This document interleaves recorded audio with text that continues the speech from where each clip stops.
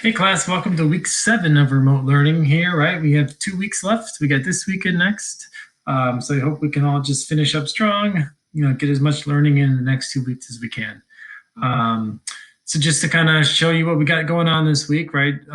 Here's the assignment sheet in Schoology here. This week it's all going to be about solving quadratic equations with inverse operations. All right, so today is going to be day 1 with inverse operations. Tomorrow will be day 2. Thursday we don't have class, and then on Friday it's going to be similar to last Friday with the little quizzes, review activity and quizzes. All right. And then next week, for our last week of remote learning, it's going to be solving quadratic equations using the quadratic formula. All right. So today's lesson is on solving quadratic equations by square roots or inverse operations. All right. And before we get into the new stuff, right, let's review first a little bit. All right. So I want you guys to pause the video and work on these 3 review questions. All right. The first 2, it's simply solving the equation, right? Those are both 2-step equations. And then for review number 3 problem, right, is just simplifying radical. And that's what we did last week. So go ahead and pause the video and try those 3 problems out. Awesome. All right, let's see how we did here. All right, so for number 1 here, right, this is just your basic 2-step equation here, right? We have 2x plus 7 equals 19. All right, so our first step to solve, right, we subtract 7 from both sides, right? Because this is inverse operations. Our goal in solving is to get the x by itself. All right, so first I subtract 7, right? So then we get 2x is equal to 12. And now we divide by 2, divide by 2.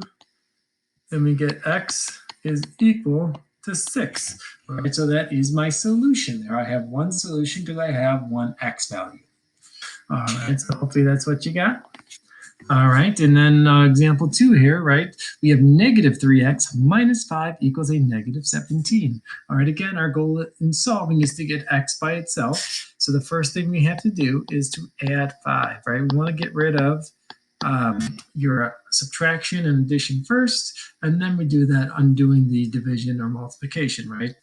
It's kind of reverse order of operations, all right? Another way we look at it, right, we draw that line down the middle here, and we start undoing what's kind of furthest away from our x. All right, so when we add 5 to both sides, we get negative 3x on the left side is equal to a negative 12. All right, now to undo this x, to get an x by itself, right, we divide by negative 3 here, we divide by negative 3 there, and we get x is equal to a positive 4, right? A negative divided by negative is a positive. All right, so that's my solution for number 2. All right, again, I have 1x, so therefore I'm going to get one solution. All right, in example 3 here, right, this is simplifying the radical, all right? This is where we want to find the largest perfect square factor of 24. All right, so we're going to break down the square root of 24 into a perfect square times a non-perfect square, right? So if we use our perfect squares, right, 4 is going to be the biggest perfect square factor of 24, and it's 4 times 6. All right, and now that my square root of 4, this is my perfect square, so that simplifies the 2, and then that rad 6 stays as a rad 6, and there's my solution for number 3. All right, so today's lesson is going to be kind of combining both of these ideas here, solving and square roots. All right, so solving quadratic equations using square roots, all right?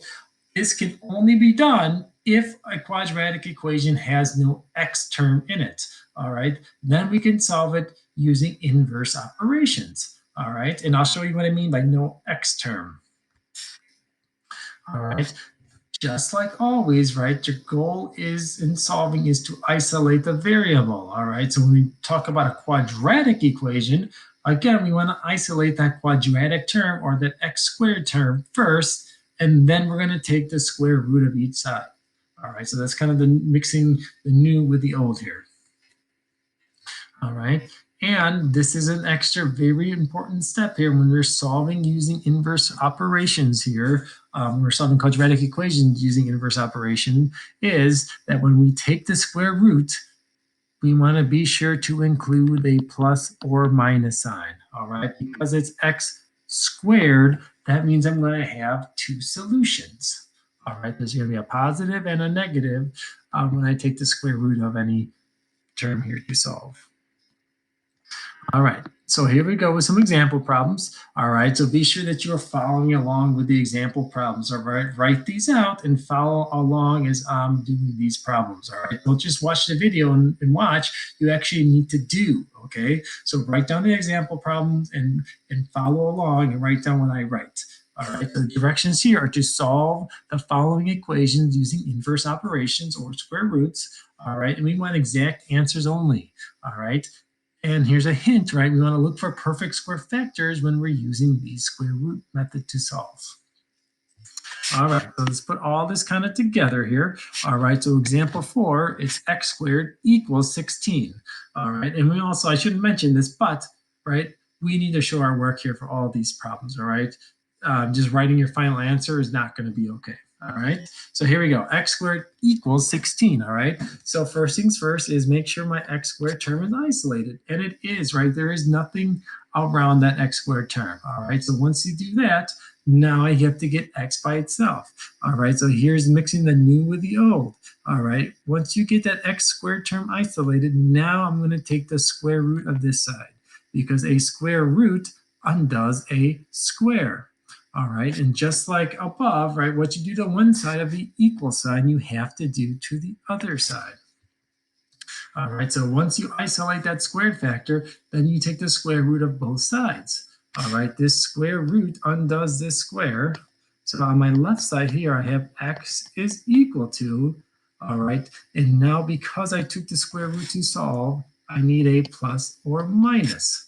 All right, so x is equal to plus or minus the square root of 16. All right, but the square root of 16 is a perfect square, right? Here it is right here. So in this problem here, it's going to work out very nicely for us that we have a perfect square factor here. So now my final answer is x is equal to plus or minus 4 because the square root of 16 is 4. And now I have my final answer without totally simplified and solved here as x is equal to plus or minus 4. Because I got x by itself and I simplified using my square roots. All right, so let's try example 5 here. All right, example 5, we have x squared is equal to the square root of negative 81. All right, again, my x squared is isolated, right? It's all by itself. So now I'm ready to take the square root of both sides because taking the square root again will get rid of this square. So on my left side here, I get x is equal to, well, if I try taking the square root of a negative number, you're going to get an error message on your calculator. All right, so I'll try to pull up the calculator down here. All right, oh, here's my calculator. All right, so if I try taking the square root of a negative 81, and I take the square root of that, invalid input, right? You get an error message, all right, because you can't take the square root of a negative number. All right, so in this case, you get a no solution. All right, and you'll see those every now and then. Whenever you have a negative number on the right side and you try to take the square root of it, you're going to get a no solution. All right, so now we got example 6 here. X squared is equal to 20.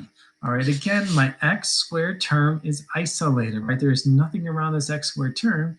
So now I'm ready to take the square root of my left side and I take the square root of my right side because what I do to one side, I have to do to the other. And this square root will undo or get rid of my square. So now on my left side, I get x is equal to, now I have plus or minus the square root of 20. All right, and that would be my final answer. However, I need to simplify the square root of 20. All right, but however, the square root of 20 is not a perfect square, but there is a perfect square factor of 20. All right, so now I'm going to have to do a little more work here. Okay, so now I have to break down the square root of 20. All right, and now I'm going to say x is equal to, I got to bring down my plus or minus, and now I'm going to break up this rad 20 into rad 4 times rad 5. All right, and that's why we did all last week on simplifying radicals, because we need those skills for today's lesson as well as tomorrow's. All right, so now we get x is equal to plus or minus rad 4 times rad 5. All right, and I'm almost done. So now I get x is equal to plus or minus, right? This rad 4 is my perfect square, so that turns into a 2. And this rad 5 stays as a rad 5. So now my final simplified solution is x is equal to plus or minus 2 rad 5. All right, again, I'm going to have to show these 3 steps for my work in all these problems here. I can't just get my final answer of plus or minus 2 rad 5. All right, so let's do some more. All right, so number 7, we have x squared minus 18 is equal to 0. All right, again, to solve using this method here, right, I don't have an x term, right? All I have is this x squared term, so then I can solve using my inverse operations here. I don't have to factor, I don't need to graph, I can solve inverse operations. All right, but I do have to isolate this as x squared term. All right, so to isolate it, I need to add this 18 over to the other side. All right, so now I get x squared is equal to 18. All right, now I'm ready to undo this square by taking the square root. All right, so I take the square root of my left side, I take the square root of my right side. Because again, this square root will undo this square. So now I get the x all by itself equals plus or minus the square root of 18. All right, now I would almost be done, except the square root of 18 can be simplified even further. So now I get x is equal to plus or minus, all right, the square root of 18, I'm going to break up into the square root of 9 times the square root of 2, right, because 9 is the biggest perfect square factor of 18. All right, so now I'm almost done. Because this is my perfect square here, I get x is equal to plus or minus 3 rad 2. So that is my final answer. All right, I had to do a lot of steps here. All right, and these problems are going to take some steps to do. All right, but hopefully with enough practice, they'll start making some more sense. All right, let's look at number 8. We get x squared minus 36 is equal to 0. All right, again, I got to isolate this x squared term. All right, and to isolate it, I'm going to add 36 to both sides. So we get x squared is equal to 36. All right, now I'm ready to square root both sides because I got my x squared term all by itself. So I take the square root here on the left side, and I take the square root on the right side. Okay, and again, I take the square root to get rid of that squared. All right, so now I get x is equal to plus or minus, well, the square root of 36, that is a perfect square. All right, so now it just equals to plus or minus 6. And that is my final solution there. And again, it's x squared, meaning I'm going to have 2 solutions. All right, in this case, one of my solutions is positive 6, and my other one is negative 6. All right, number 9. All right, here we have 2x squared is equal to 54. All right, so now to isolate my variable, what is going to be my first step here? What do I do with that 2? Yes, that's right. I need to divide both sides by 2, right? That's how I'm going to isolate this variable. All right, so I divide both sides by 2. And now we get x squared is equal to 27. All right, now that my variable is isolated, right, it's all by itself, now I can take the square root of both sides. All right, again, I take the square root to get rid of this square. All right, so now on my left side, I have x equals plus or minus. Well, the square root of 27 is not a perfect square. However, there is a perfect square factor of 27, and that's going to be 9, right? 9 times 3. So I'm going to take the square root of 27, and I'm going to break it up into the square root of 9 times the square root of 3. And now I'm ready to say that x is equal to plus or minus, right? This is my perfect square, it turns into a 3, rad 3. All right, again, this is involving multi-steps, right? I got to divide by 2 first, then I take the square root of both sides. I have to remember my plus or minus, and then I may have to simplify this radical. All right, so it's 1, 2, 3, 4 steps here that I need to do. All right, we got a couple more here. All right, I left you some more space here because these will take a little bit more space. All right, so in example 10, we have x squared plus 14 equals 23. All right, so my first step here to isolate my x squared term is to subtract 14 to both sides. All right, and after I do that, we get x squared is equal to 9. All right, now that my x squared term is isolated, now I'm ready to take the square root of both sides. All right, again, the square root gets rid of that squared, so we get x is equal to plus or minus. All right, that plus or minus is going to be there every time you take the square root. And the square root of 9 is one of those perfect square factors, so that it just turns into 3. So then my solution is x is equal to plus or minus 3. All right, here we go, number 11. All right, we get 3x squared minus 75 is equal to 0. All right, why don't you pause the video and you try number 11 on your own, and let's see what you get. All right, how did we do here? All right, so the first step here is to add 75 to both sides. So then we get 3x squared is equal to 75.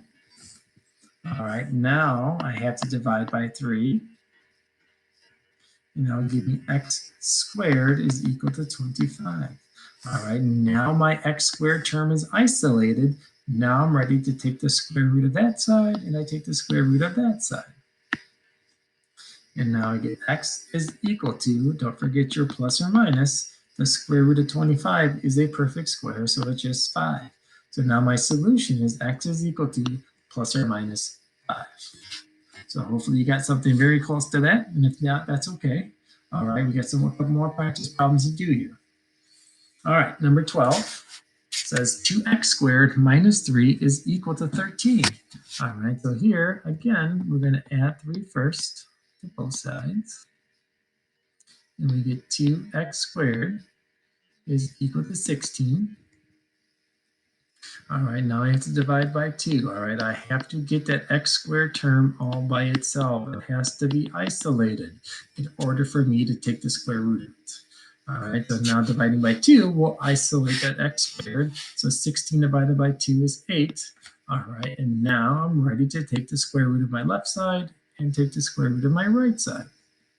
So taking the square root of x squared will just give me my x that I want equals plus or minus. All right, but the square root of 8 is not a perfect square. All right, so unfortunately, I got to do a couple more steps here, right? I have to break down the square root of 8. And I'm going to break up the square root of 8 into the square root of 4 times the square root of 2. All right, because this 4, that's my perfect square factor that I need. All right, so now I'm ready to finish this up as x is equal to plus or minus 2 rad 2. All right, and this one is even more steps, right? 1 step of adding, 2 steps for dividing, 3 step taking the square root, 4 step breaking down that square root with my plus or minus, and my final step of simplifying it all up. All right, we got 2 more to do here. All right, we got 4x squared plus 7 is equal to 103. All right, so first things first is subtract 7 to both sides. So we get 4x squared is equal to 96. Now I'm going to divide by 4 to both sides. We get x squared is equal to, well, what's 96 divided by 4? All right, well, let's use our calculator here, right? 96 divided by 4 will give me 24. All right, so now that my x squared is isolated, I am ready to take the square root of this side, and I take the square root of that side. All right, so on my left side now I got x is equal to, but the square root of 24 is not a perfect square. All right, so I got to remember my plus or minus. now I have to break down this 24. All right, I'm going to break it up into rad 4 times rad 6. All right, because again, rad 4 is my perfect square. 4 times 6 is 24. And that's why I'm picking 4 and 6. All right, so that's my perfect square. So now I get x is equal to plus or minus 2 rad 6. All right, awesome. Last one here. All right, let's do this one together. All right, so we got 5x squared minus 10 equals 190. All right, again, my first step is to add 10 to both sides. So we get 5x squared is equal to 200. And now I'm going to divide by 5 to both sides. You get x squared is equal to 40. All right, now that I isolated my x squared term, I'm ready to take the square root here. I'm ready to take the square root there. All right, again, my square root undoes my square. So I'm left with x on my left side is equal to, now because I took the square root, right, I have to do this plus or minus. And now my square root of 40, I have to break down. All right, I need to break down that rad 40 into two numbers, two factors. All right, and one of those factors needs to be my perfect square. All right, so again, if we don't remember, right, we're just going to use our calculator and start dividing by those perfect square factors, right? So 40 divided by 16, does that work? 2.5, nope. So 40 divided by 9, nope. So then it's 40 divided by 4, gives me 10. All right, so I'm going to break up this rad 40 into rad 4 times rad 10.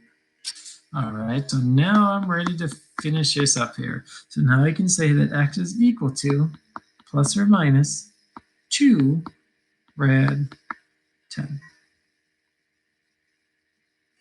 All right, and that's how you solve using inverse operations by taking the square root. Now it's time for you guys to do some practice on your own. All right, so you can work on the practice homework sheet 8.5 and submit that to Schoology when you're done.